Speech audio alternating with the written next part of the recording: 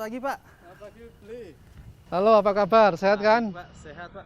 Ya, syukurlah. Kebetulan nih, Pak, ketemu Bapaknya di sini. Ada yang ingin saya tanyakan ke Bapak nih. Oh iya, apa yang bisa saya bantu nih?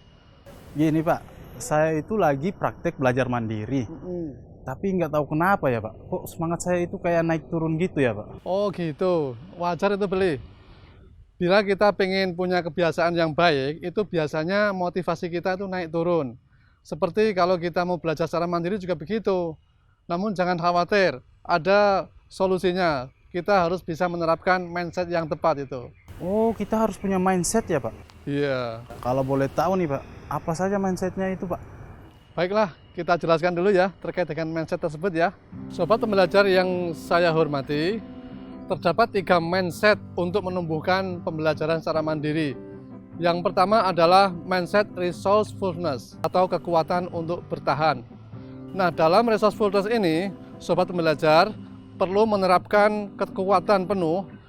Jangan patah semangat dalam mencari informasi, dalam mencari pengetahuan yang mendalam untuk menyelesaikan permasalahan atau menemukan solusi-solusi atas permasalahan yang dihadapi.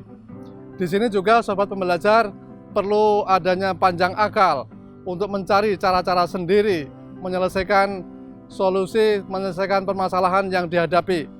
Hindari sikap manja dengan mudah bertanya kepada orang lain atau malas kita mencari informasi sendiri. Jadi inilah yang perlu kita terapkan dengan penuh daya kekuatan yang tinggi, penuh semangat untuk menyelesaikan permasalahan secara mandiri. Mindset self-learning yang kedua adalah kita menumbuhkan self-learning habit.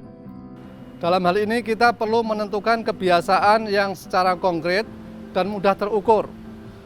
Sobat pembelajar bisa menerapkan, bisa menentukan pembelajaran apa yang ingin dilakukan, kemudian waktu-waktu maupun tempat dalam melaksanakan pembelajaran secara mandiri.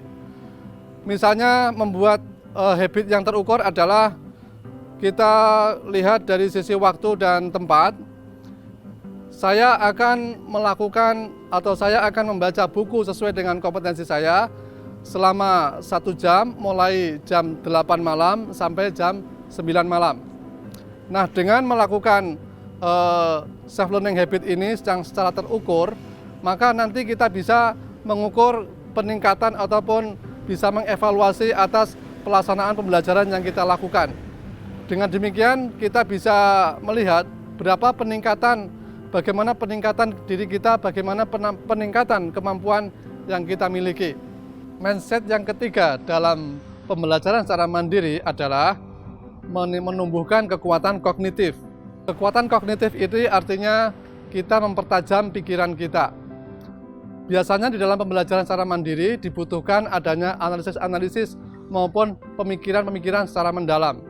Untuk itu, sobat pembelajar perlu menumbuhkan kekuatan kognisi kita.